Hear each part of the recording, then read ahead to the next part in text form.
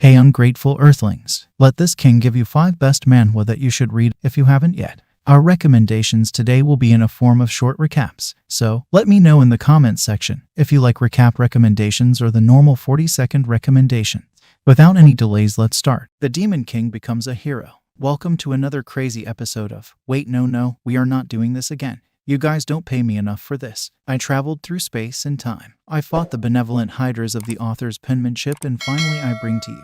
What are you standing there looking like a freak? Come over here, let's jump right into it. Our story starts with the strongest demons gathering in hell to battle, after which the strongest demon would be decided. Next, we are shown a battle between two great demons, a battle filled with mockery, power, and ruthlessness, traits only demons possess. So if you find yourself possessing these traits, guess what? You either are possessed or you know the drill. So a demon managed to win the battle and becomes the strongest demon. Then the Lord of Hell appears. All the demons in attendance are clearly afraid of his fury, because he can easily absorb any demon, just like he did to the 7 demon princes and rose above all. But unknown to the demons, this is a man who lived there for 10,000 years, and now he is so fed up with hell, seeing as nothing excites him. The demons try to give him the remaining head of the strong demon who just got defeated for food, but he refuses and proceeds to request for a dish from the human realm. But the demons did not understand.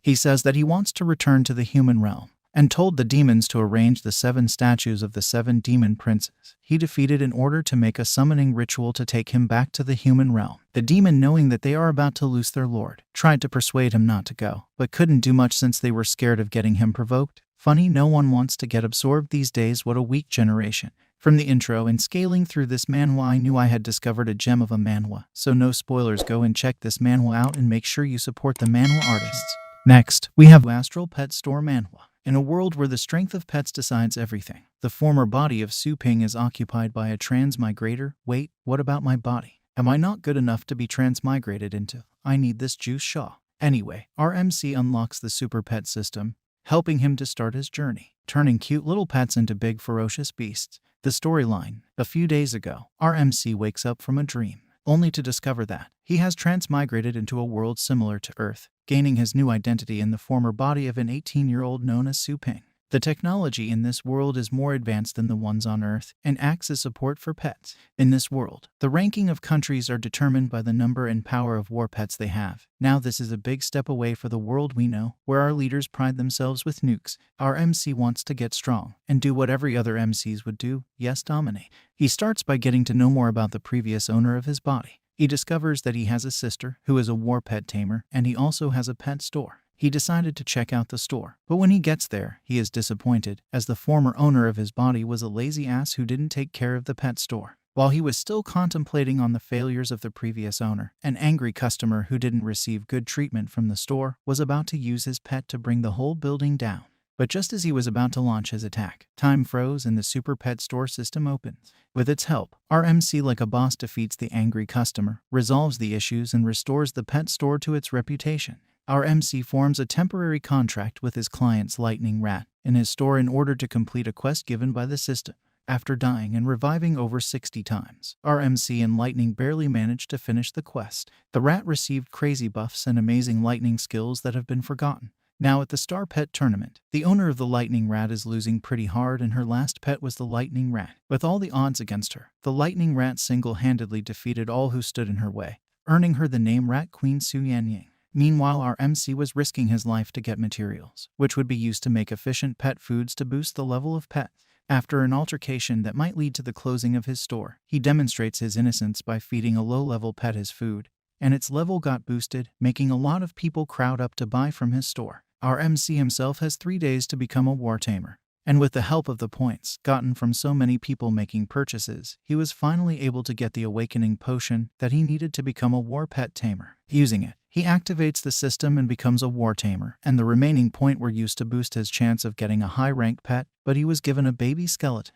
What a rip-off. Next, we have the bully in charge becomes a bad guy. Earthlings, welcome to another episode of What in the World is Going On with this author. Now you already know in these episodes, I recommend manhwas that have unique plots and storylines that are totally different from what you are already used to, unless you have a torture fetish. Now let's get right into it. Our MC is a kind person. He always goes the extra mile in helping out. He goes as far as offering $100 to the bullies who harass his friends just to be a kind person. Yes, $100. This is something you stingy souls cannot afford to do. Yes, our MC is a nice person, and we soon found out why, as we noticed that as soon as he enters his classroom, he greeted everyone, but he was more specific to a girl who he had a crush on, but it turns out she has a crush on their school bully. Our MC watches as the both of them flirt around. Later on during that day, our depressed MC asks her if she and the bully were dating, and she replied yes, breaking our main character's heart. He immediately goes through a flashback of when they were kids, and she told him that she would never marry anyone who is mean like her father. But back in the present, she seems to like bad guys. Our desperate MC tries to convince her that he could be mean too, but she doesn't believe him, saying that he was too kind.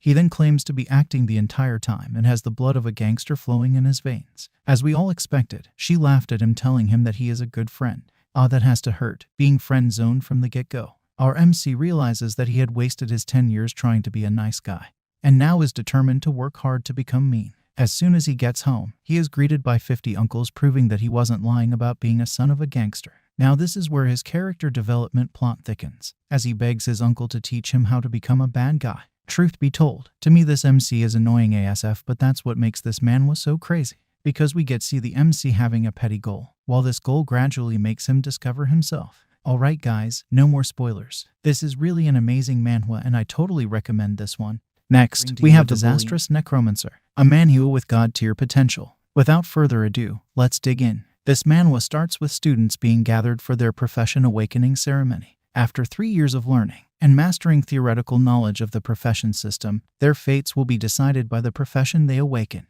Among these students, our MC Lin Moyu, who has transmigrated into this world, is about to awaken and get his profession. In this world, which is similar to RPG game, there are not only many dungeons and secret areas, there are also monsters in the wild. After getting a profession, people can level up by gaining experience by slaying monsters and raiding dungeons and secret areas. The profession classes are mostly grouped into combat, support, and livelihood classes. The combat and support classes are further divided into low, medium, high, rare, and legendary ranks. The school principal called the students one after another to awaken. The results were mediocre, as most of the students awakened livelihood professions such as farmer and chef. When it was the turn of a girl called Ziazu, she tells our MC that she will show him who the real genius is. Luckily for her, she didn't disgrace herself, as she awakened a rare profession named Elemental Mage. Her awakening caused a vision that attracted the whole arena. But this commotion stops when our MC's awakening started. His awakening caused a huge commotion that attracted everyone's attention in the city. The sky turned dark, and a myriad army of undead shadows could be seen in the sky. The whole city was suppressed in fear at the sight of the undead shadows in the clouds. He awakened the unique hidden class Necromancer. Damn, this ought to be one of the top 5 badass power introductions in manhwa history. Almost better than solo leveling's Shadow Monarch army introduction. The fact that his class is a unique hidden class means that unless he is dead, no one else on the planet can have the same class with him, which makes it way overpowered. However, the school principal and the others seemed not impressed, as there has been hidden classes that were deemed useless before. When he was asked to test it for them to see, the high-ranked martial artists were surprised by the fact that the level 1 skeleton summoned by our MC was unfazed in front of their intimidation, and ready to protect its master without hesitation. After the awakening, our MC finally got his system as a transmigrator. The system he obtained is the strongest talent system. This system gave him the unique god-level talent, along with the passive skill damage transfer, that transfer every damage dealt to the MC to his summons. This skill also increases the stats of his summons 5 times permanently. Damn, this dude got another overpowered skill. This basically makes him invincible at the same level. Imagine fighting a level 1 with 5 times your strength. Not only that, they can also summon a bunch of level 1s with the same stats. I'm sure you can imagine how horrible that can be. The next day, our MC and the other combat and support class awakeners were sent to the newbie leveling dungeon. There, he makes use of his undead warriors to breeze levels, finished the trial 2 hours before the time, and broke the record of reaching level 5 in 1 day by reaching level 7. This surprised the school principal and teachers, making them see him in a new light. At level 1, he only had 4 summons. Now that he is level 7, he has over 40 summons, which is really overpowered. If I'm to say, this manhwa will definitely be among the god-level manhwas by the time it reaches 100 chapters. The artwork is insane, and the MC seems to be the type to play the pig to eat a tiger. He is cold and quiet, constantly calculating how to deal with whoever wants to mess with him. Lastly, suddenly, a change had occurred in the world. It wasn't something ordinary like shifts in tectonic plates or asteroids colliding with Earth. Monsters suddenly appeared around the world, pushing the world to the brink of destruction. What made the appearance of monsters possible was a tower called the Tower of Gods and Demons. It is a massive tower with 999 floors, and the beings who rule inside the tower are gods and demons. Climb the tower and everything that you could ever wish for will be inside. Power, wealth and honor. Climb the tower and we will satisfy all your desires. Fight through the challenges we have for you, so they said to the people, creating an era where the challenger of the tower are supreme. Though governments around the world tried to stop people from approaching the tower, nobody could stop people from challenging the tower. Just like the gods and demons proclaimed, those who tried to stop people from challenging the tower were punished. Currently, it is 5 years after people started climbing the tower, and our hot-blooded MC is trying to clear the 600th floor for the first time in history. However, he was interrupted by the 9 stars. Amongst the millions of challengers, 9 people stood above them, using magic and holy energy they had earned from the tower. Their powers were second to none. Our MC, who was the Dark Star, wasn't a master of weapons, nor was he a superhuman. He only became the strongest of the 9 stars by relying on his Necromancer class. He became enraged at the obstruction of the 9 stars, even though they invited themselves to participate in this raid with him. He decided to fight them as he is currently dissatisfied with their behavior. This gave them the opportunity to label him as a traitor, who has sided with the demons and abandoned humanity. A fierce battle broke out among them. Though he is the strongest among the 9 stars, he was defeated by the 8 stars. However, as the Death Star, he had a secret skill called soul transmission, which allowed him to send his soul to a new suitable body after his death. By the time he awoke in his new body, 10 years has already passed. After vowing to get his revenge on the 9 star, he immediately kills a fly and tries to awaken it, but it failed as it seems that this body lacks mana. This meant that he will have to climb the tower without any skill. Our MC then tried to catch up with news regarding the tower. He became disappointed as the 9 star has only reached floor 800 after 10 years. This is also an opportunity for him to have time to grow stronger, as they seem to be taking their time to slowly climb the tower. He decided to set off to the tower as training outside is pointless. Once on the first floor of the tower, the first trial is to reach the end of the walkway by getting past all the traps. All the damages taken from the traps will be healed when the challenger reaches the destination or returns to the starting point. Our MC decided to check his current body's stats, and to his surprise, his current physics is mana type, while he retained his old gluttony traits along with new traits that are yet to be awakened.